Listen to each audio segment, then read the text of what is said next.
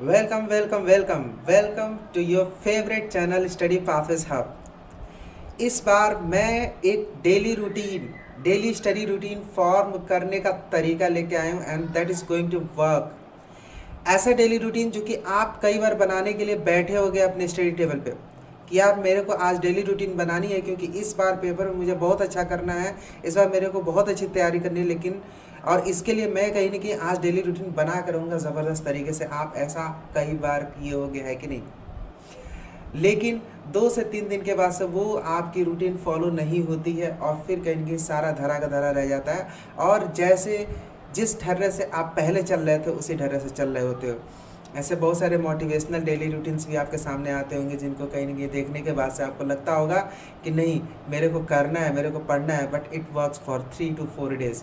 मैं आज ऐसी चीज़ की बात करने जा रहा हूँ, ऐसे कंसेप्ट की बात करना जा रहा हूँ जिसमें कि कहीं ना कहीं आप उसको अपने डेली रूटीन में डालते हो तो डेली रूटीन फॉलो भी होने लगेगा एंड धीरे धीरे आपको मालूम चलेगा कि आप उतनी पढ़ाई कर रहे होगे जो कि पहले कभी नहीं किए थे। ये ऑब्वियसली विश्वासजनक बात मैं नहीं कर रहा हूँ, बट इट वर्क्स रियल। जा रहे हैं कि हम अपने डेली रूटीन को कैसे फ्रेम करेंगे। डेली रूटीन को फ्रेम करने के लिए आपको बहुत छोटी छोटी चीज़ों का ध्यान रखना है। जैसे हम उसके प्रिंसिपल बिहाइंड एवरीथिंग हम डिस्कस करने जा रहे हैं। जैसे पहला, use your morning time in the best way. चलिए हम बात करते हैं मॉर्निंग टाइम की। तो साधारण तौर पे हम मॉर्निंग टाइम का यूज़ किस तरीके से करते हैं?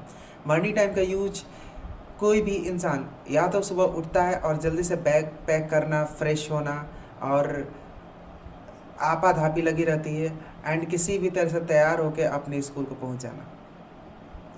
स्कूल के लिए टिफ़िन पैक करना, हज़ारों चीज़ें होती हैं, है ना।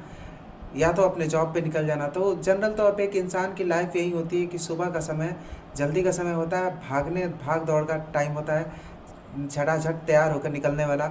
लेकिन ये कहा जाता है कि आप अगर अगर पढ़ाई कर रहे हो या अपने करियर में कुछ करना चाहते हो तो आप लाइफ में वही बन पाओगे।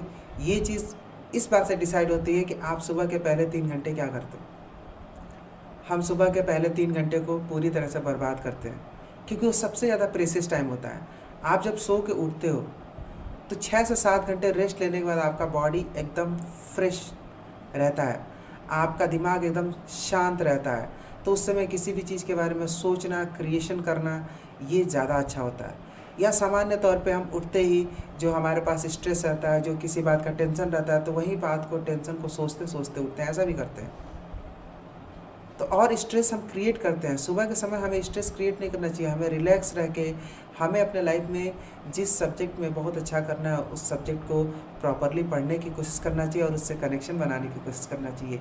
सुबह का समय ऐसा होना चाहिए तब आपकी डेली रूटीन की शुरुआत होती है। उसमें सबसे पहले जर्नलिंग, एक्सरसाइज, मेडिटेशन, ये सारी चीज़ें हैं। आपको सुबह जर्नलिंग करने की ज़रूरत है, मेडिटेशन करने की ज़रूरत है। अगर शुरू में आप समय नहीं दे पाते हैं, जस्ट गिव 5 मिनट्स डेली। आप डेली 5 मिनट्स देंगे तो धीरे धीरे जब कहीं ना कहीं उसका फ़ायदा फील होने लगेगा आपको, तो अपने आप वो टाइम बढ़ जाएगा। या सीधा तौर पे मैं ये कह सकता हूँ कि एक इंसान के अंदर इतनी एनर्जी रहती है कि अगर मेडिटेशन करने को मन भी नहीं करता है तो 5 मिनट कर सकता है, एक्सरसाइज करने को मन भी नहीं करता है तो 5 मिनट कर सकता है। तो शुरू में फॉर्मेलिटी के लिए करना शुरू करें और फिर धीरे धीरे आप इससे कनेक्ट हो जाएंगे। ये इंपॉर्टेंस है।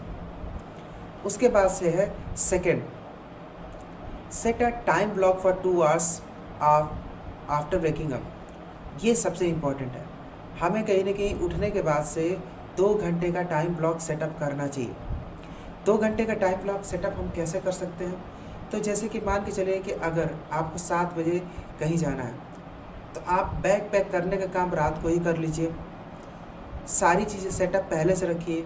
आप सुबह कहीं ना कहीं 4 o'clock पे या 5 o'clock पे जगिए और कहीं ना कहीं 2 घंटे का एक मार्जिन रखिए। 2 घंटे के मार्जिन में आपको कहीं ना कहीं आधे घंटे एक्सरसाइज, आधे घंटे फ्रेशन अप होने में और 1 घंटे अपने फेवरेट सब्जेक्ट को पढ़ने में। इस तरीके से आप एक स्प्लिट करके मिनिमम 2 आवर्स आपको लेके चलना चाहिए। अगर आप स्टूडेंट हो, आप चाहते हो कि मेरे को पढ़ाई में बहुत अच्छा करना है, तो मेरा ये मानना है कि अगर आपने सब्जेक्ट को सुबह 2 से ढाई घंटे आप दे पाते हो तो इससे बेस्ट टाइम कुछ भी नहीं हो सकता। क्योंकि दिन भर आप 10 घंटे पढ़ाई करिए और सुबह 2 घंटे की पढ़ाई मैनेज कर लिए तो सब बराबर हो जाता है। आप सीधा यही समझ लीजिए।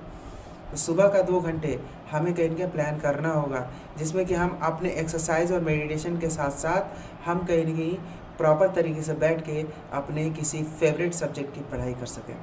तो इस तरीके से आपका पहला टाइम ब्लॉक डन, यानी एक सब्जेक्ट को आपने पढ़ लिया। सुबह कोई भी सब्जेक्ट अगर आप पढ़ने बैठते हो तो फॉर्मेलिटी नहीं पूरा करना है कि चलो यार इसे पूरा कर लेते हैं, बहुत सारी चीज़ें लिखने को पड़ी है लिख लेते हैं, नहीं। आप उस सब्जेक्ट को सीखने के लिए पढ़ेंगे। भले पिछले क्लास में जो भी चीज़ें पढ़ाई गई है उसी को रिवाइज़ करना है, just do it, but do it very properly.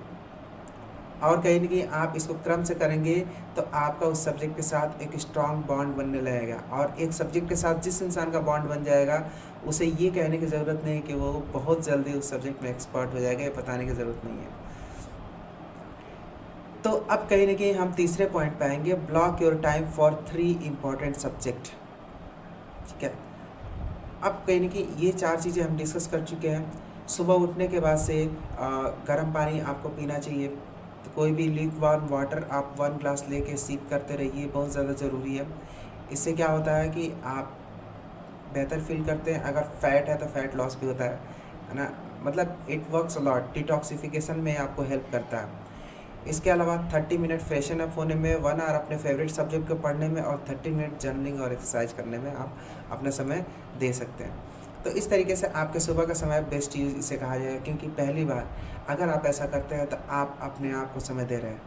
Otherwise आप दूसरों को समय देते हैं। आप भागने में और एकदम परेशान से रहते हैं सुबह के समय, then you are going to get nothing. इसके बाद से हम तीसरे पॉइंट की बात करें। तीसरा पॉइंट है block your time for 3 important subjects. अपने टाइम को 3 इम्पॉर्टेंट सब्जेक्ट के लिए ब्लॉक करिए। तो ब्लॉक करने का तरीका क्या है? तो ब्लॉक करने का जो तरीका हमारे पास है वो ये है कि आपको 7 डेज़ एक्टिविटीज़ लिखनी है। जैसे क्या होता है कि टाइम ब्लॉक करने का तरीका ये होता है, जैसे कि मान लें सुबह के समय आपने कहीं न कहीं एक सब्जेक्ट के लिए समय निकाल लिया। अब दिन में कैसे निकालें? दिन में निकालने के लिए जनरल तौर पे आप केवल 2 सब्जेक्ट के लिए प्लान करिए, क्योंकि एक सब्जेक्ट का तो हो गया। 2 सब्जेक्ट के लिए प्लान करने का तरीका ये है कि आप कहीं न कहीं कोई भी 2 सब्जेक्ट, जो कि 3 सब्जेक्ट मेन होते हैं सबके, तो 2 सब्जेक्ट आप उठाइए, और जैसे कि एक सब्जेक्ट आप 3 ओ क्लॉक पे प्लान किया और दूसरा सब्जेक्ट आपने 7 ओ क्लॉक पे यानी 7 बजे को प्लान करा के हम 7 बजे पढ़ेंगे। अगर कहीं न कहीं 2 टाइम पे आप प्लान किए, या आप टाइम आगे पीछे हो सकता है, 1 हफ्ते का रिकॉर्ड रखें कि आप किस टाइम पे आप सामान्य तौर पे पढ़ने बैठ पा रहे हैं, है ना? ये नहीं कितना देर बैठ पा रहे हैं, आप सामान्य तौर पे आपकी फ्रीक्वेंसी ज़्यादा किस समय है, किस समय आप पढ़ने बैठ पा रहे हैं। जब ये फ्रीक्वेंसी मालूम चल जाएगी तो बताते हैं ये वो समय होता है जब आपको पढ़ने को मन करता है।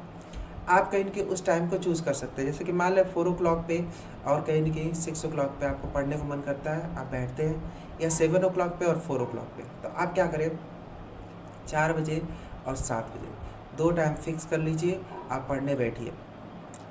2 टाइम पे आप आराम से पढ़ने बैठिए और उस सब्जेक्ट को पढ़ना शुरू करिए। कितना देर? 5 टू 10 मिनट्स, जितनी एनर्जी है उतना ही, जितना मन करे उतना ही। मैं इस बात के लिए नहीं कह रहा हूँ कि आप कहीं न कहीं 5 से 10 मिनट पढ़ाई करें, नहीं भाई। मैं ये कहना चाहता हूँ कि अगर आपकी पढ़ाई नहीं होती है, ऐसे कंडीशन में कह रहा हूँ, अगर आप 1 घंटा बैठ के पढ़ लेते हो देन स्टडी। लेकिन अगर मान लें कि 2-3 दिन से आप 1 घंटे बैठ के पढ़ रहे हो, 2 घंटे से बैठ के पढ़ रहे हो, और तीसरे दिन ऐसा हुआ कि मन ही नहीं कर रहा है पढ़ने के लिए, then study for 10 minutes at least. आप 10 मिनट अपने कॉपी किताब को लीजिए, अपने स्टडी टेबल पर रखिए, बैठ के पढ़िए। कंसंट्रेशन आपको अलाउ नहीं कर रहा है, देन लीव। कंसंट्रेशन अलाउ ना करने का कई सारा कारण होता है। आपका कंसंट्रेशन किसी सब्जेक्ट में नहीं बन पा रहा है, उसका कई सारा कारण होता है, और कहीं न कहीं उससे आप आसानी से सॉल्व उसे कर सकते हो।